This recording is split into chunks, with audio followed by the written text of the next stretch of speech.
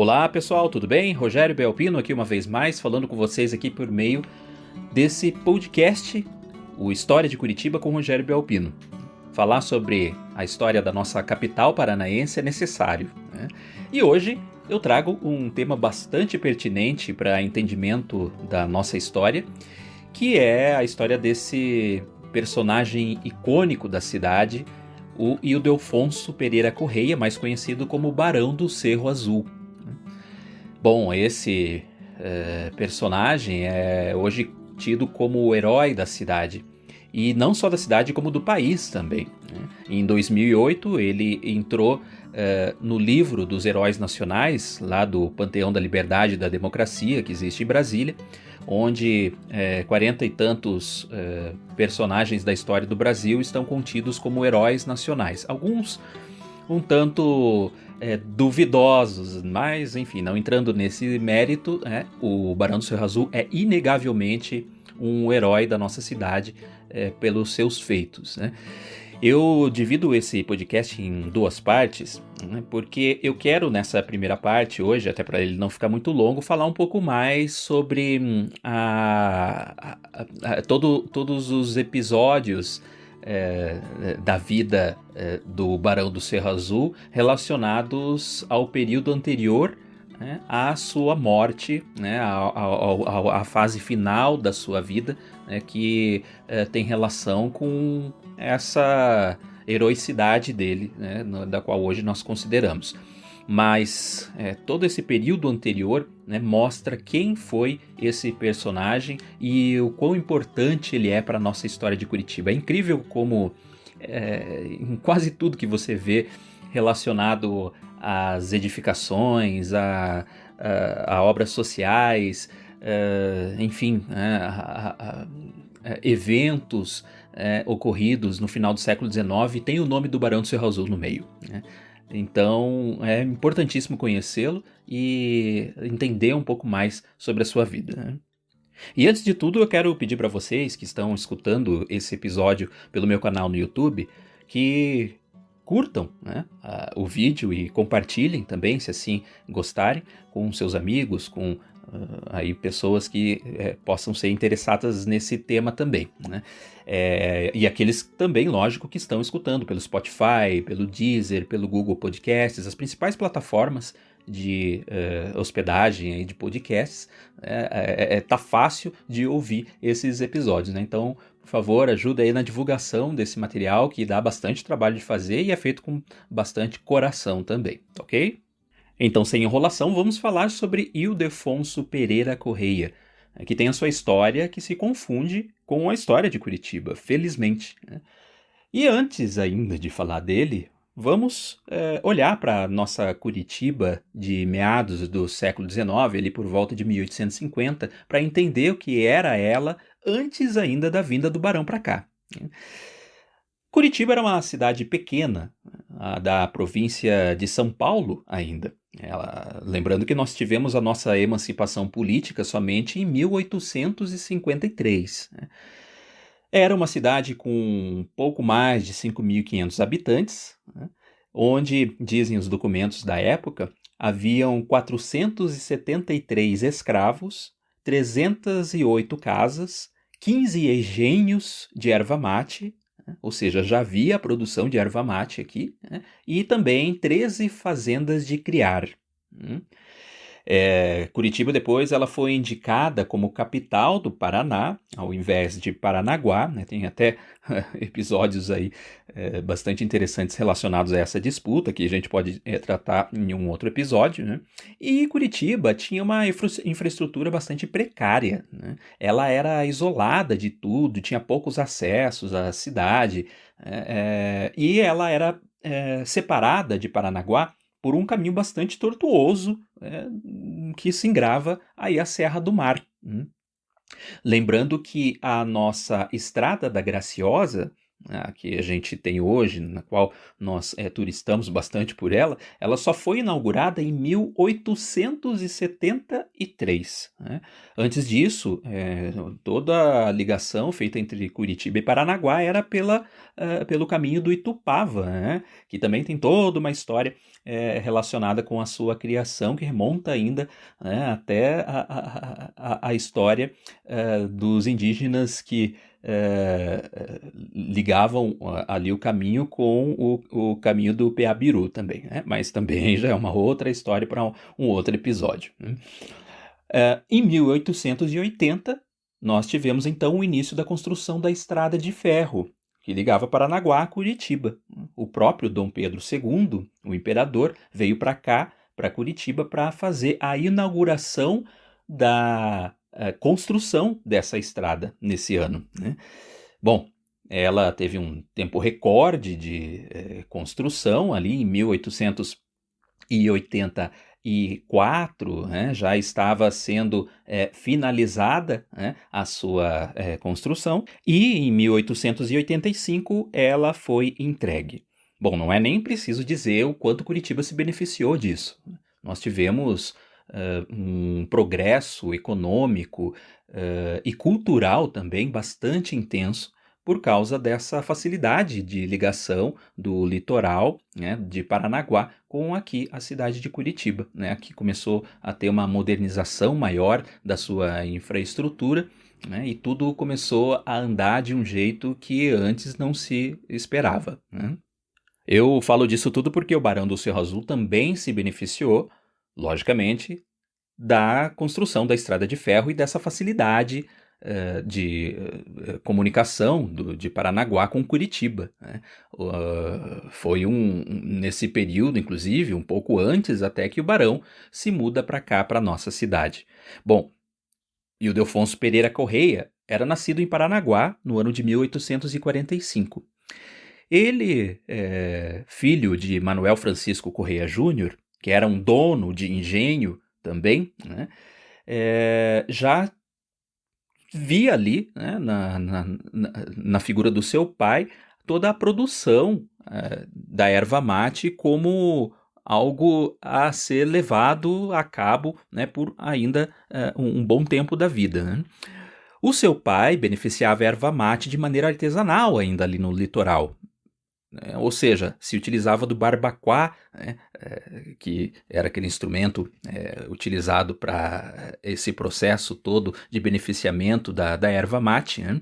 Então, o barão já entendia desses processos e acabou indo para Nova Friburgo, no Rio de Janeiro, para estudar. Né? Ele formou-se lá em Humanidades e, voltando para cá, para Paranaguá, ele foi enviado pela sua família para investigar a cidade de Montevidéu e Buenos Aires e conhecer ali os mercados que eram consumidores da erva mate já desde aquele período, para entender como que isso ocorria ali naquelas regiões. Em 1869, o Ildefonso volta ao Paraná e assume o escritório comercial do irmão ali em Paranaguá. Bom, em 1871 ele se casa com Maria José Correia, apelidada depois de Nhacoca, que também era nascida lá em Paranaguá no ano de 1853 e que era prima do próprio barão. Aliás, há muitos descendentes da família Correia em Paranaguá, né, que tem aí como tronco a família da Nhacoca também. Né? Eles se casam, portanto, em 1871 e em 1872 eles montam o primeiro engenho de erva mate ainda lá no litoral do Paraná, em Paranaguá. Né? Alguns anos depois, em 1878, eles se mudam para Curitiba, né? Após a abertura da estrada da Graciosa, que já estava facilitando essa comunicação, como eu disse mais cedo, entre Paranaguá e Curitiba. Né? E não se sabe muito bem por que o barão teria vindo se estabelecer aqui em Curitiba, né? Mas acredita-se que era para ele ficar mais próximo de seus ervais. Ele já tinha alguns ervais aqui na região de Curitiba. Né? Em 1883, 1884, ele manda construir uma casa ali na Rua do Cerrito, né, que hoje é a Rua Carlos Cavalcante. Ela tem esse nome porque, para quem lembra, subindo, chegando lá na Mateus Leme, a Carlos Cavalcante é uma subida como numa serra, né? Então, na época se chamava Rua do Cerrito.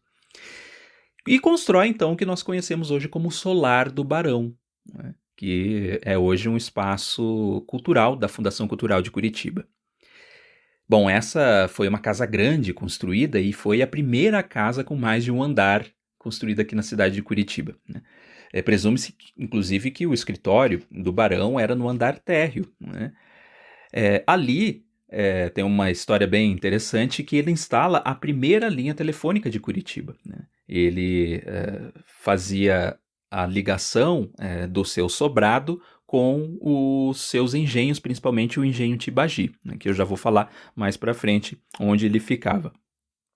E o barão era o maior produtor e exportador da erva mate do mundo, né? Ele se tornou esse personagem, essa figura importante para a economia paranaense mundial, podemos assim dizer, né?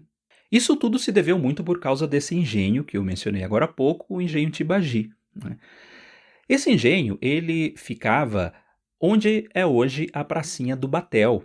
Para quem conhece Curitiba, sabe onde fica a pracinha do Batel, e ali era o famoso e mais moderno engenho de erva mate do Paraná e do mundo, né?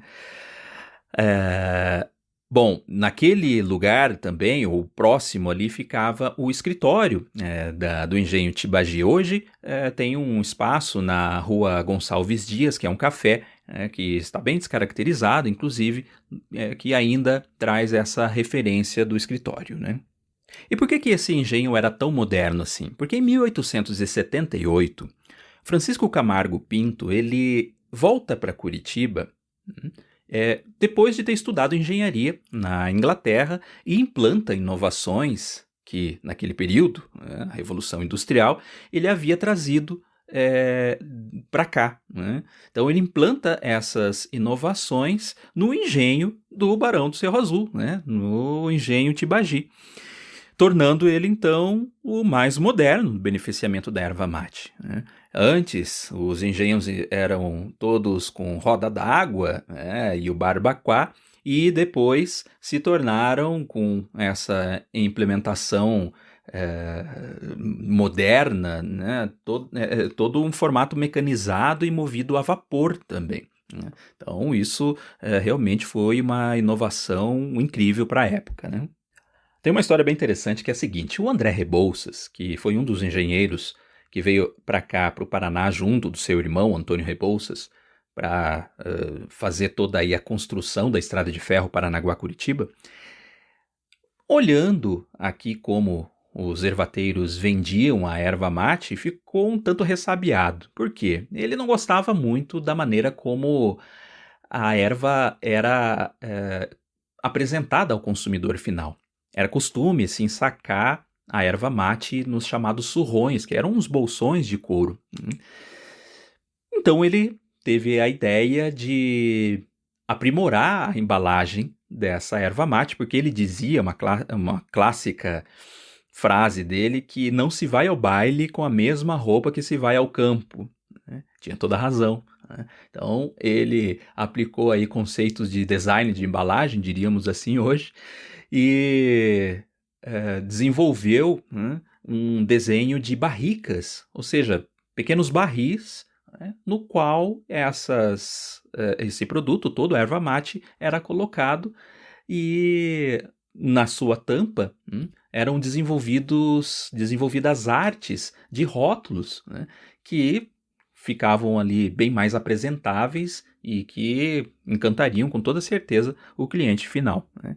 Foi isso então que alavancou ainda mais as vendas da erva mate e a exportação dela, inclusive, né? Bom, eu faço esse adendo aqui na história do Barão do Cerro Azul porque a gente já consegue imaginar que essa atividade por si só já teve uma necessidade econômica fora do comum, ou seja, para se construir barricas era necessário madeira, portanto, madeireiras, né? E também ferragens, portanto, fundições, né? E também rótulos, né, que eram feitos todos artisticamente em impressoras, né? E, por último, o transporte para se fazer a logística adequada disso tudo. O Barão do Cerro Azul, que não era bobo nem nada e tinha uma visão muito avançada e empreendedora das coisas, ele já conseguiu montar, sob o seu domínio, uma madeireira e uma impressora. Essa impressora, inclusive, foi a primeira do Paraná, né, que imprimia exclusivamente esses rótulos que iam nas barricas de erva mate para o mundo todo, né? Essa impressora ela ficou localizada onde é hoje o Cine Passeio, né? Ali na esquina da rua Dr. Carlos Cavalcante com a rua Riachuelo, né? Até hoje a gente vê o prédio no qual o Barão do Cerro Azul construiu e que funcionou esse estabelecimento, né? Já a madeireira que ele teve, foi aí um ramo no qual ele se interessou em investir, pela facilidade, inclusive, do transporte dos pranchões de madeira pela então recém-criada Estrada de Ferro, né?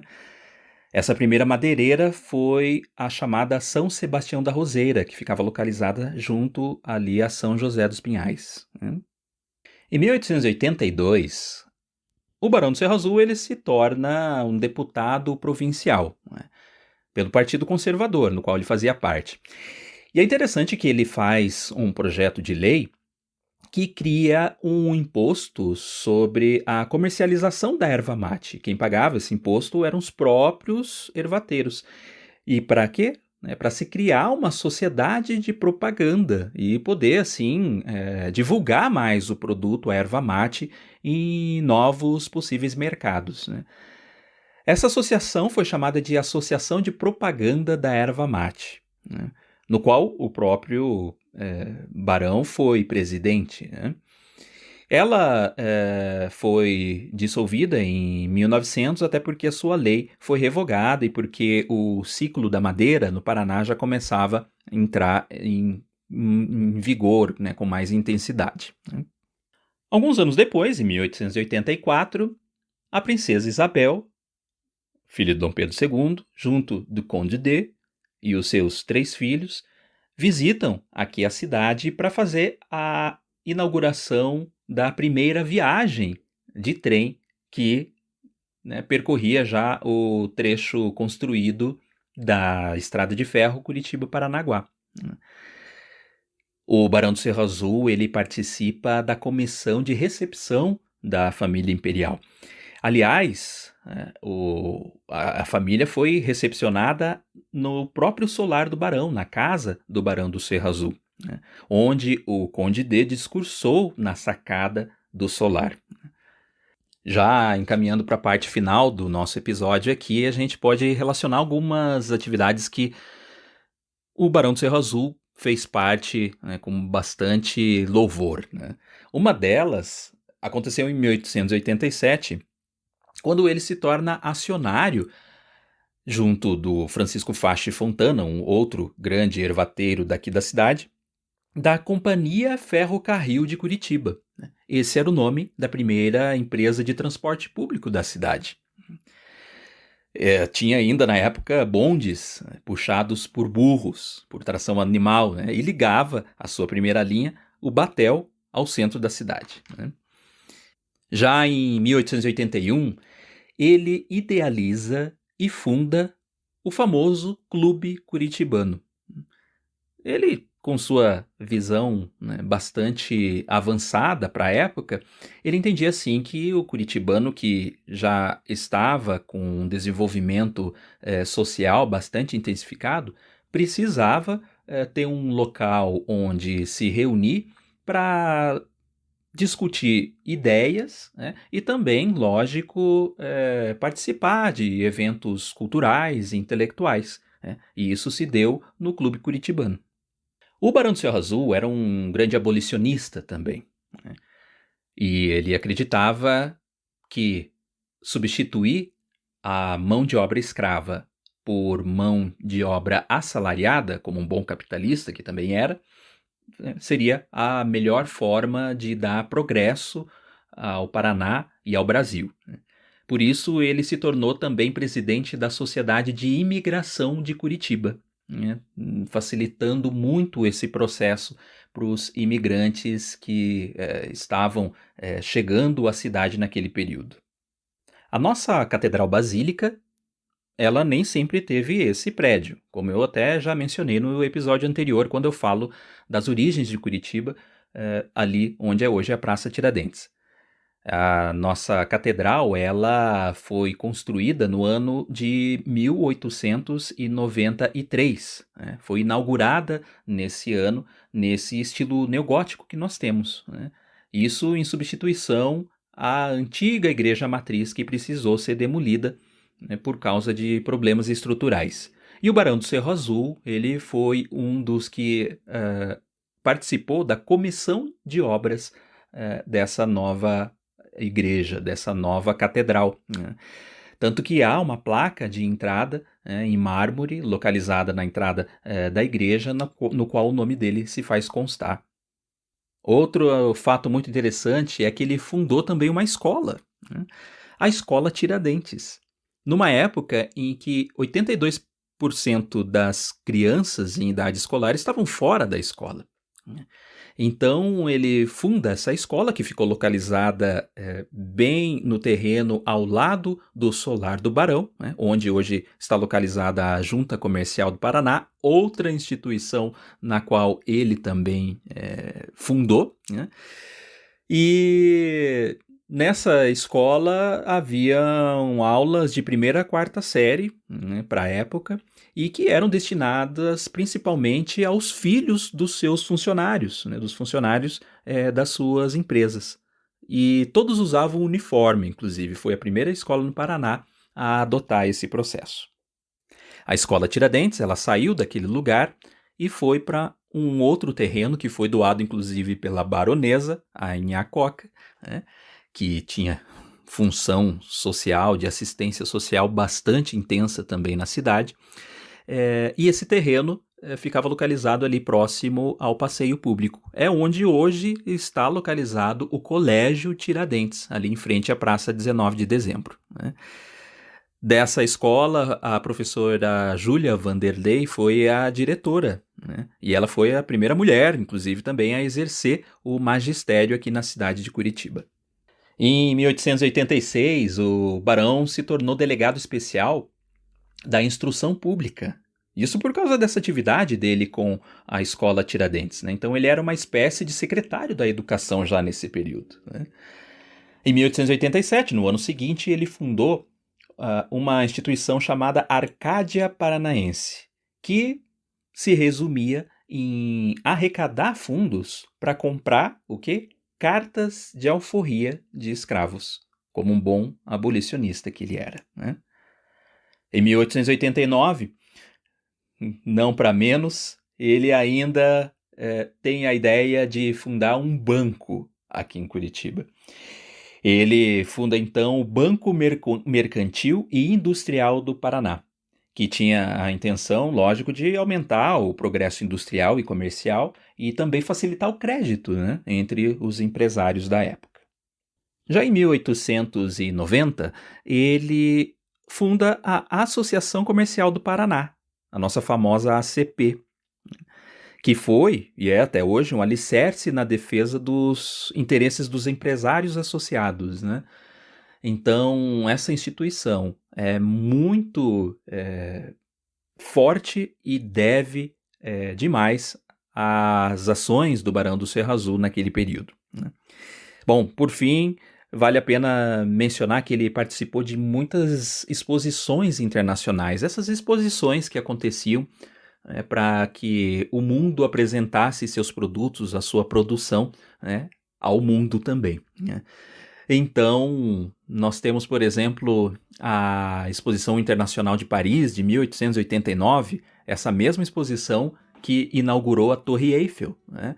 A Torre Eiffel, inclusive, que foi ali, por assim dizer, um portal de entrada da exposição internacional daquele ano, né? Ele ganhou prêmios nessa e em dezenas de outras exposições que aconteceram pelo mundo. Ufa! Um episódio só é pouco para contar tantos detalhes sobre a vida do Barão do Cerro Azul. Isso que aqui tentei ainda apresentar de maneira resumida, né? Então é de se perceber o quanto ele era importante para a cidade de Curitiba já na época, o quanto ele contribuiu para o desenvolvimento econômico e social, né? E o quanto era bem quisto aqui também por tudo isso que ele realizava. Bom, no próximo episódio a gente vai apresentar aqui a segunda parte da história do Barão do Cerro Azul e o seu trágico fim, né?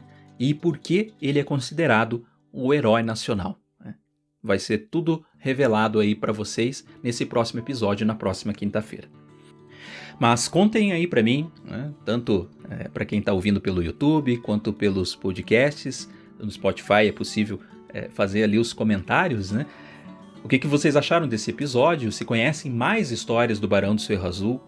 Se já conheciam essas também? Né?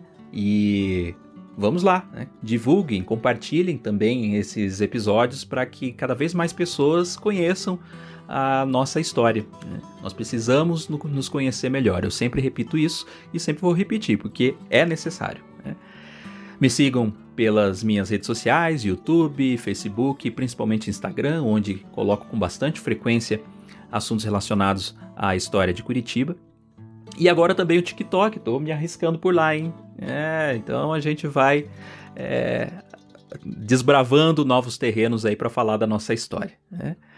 E para quem quiser conhecer um pouco mais dela, né, não deixem de participar desse próximo sábado, dia 18 de março, da visita guiada ao Centro Histórico de Curitiba, que eu vou encabeçar, né? Já temos aí uma turma bem grande, né, de interessados, e também a mesma visita vai acontecer no sábado seguinte, dia 25 de março.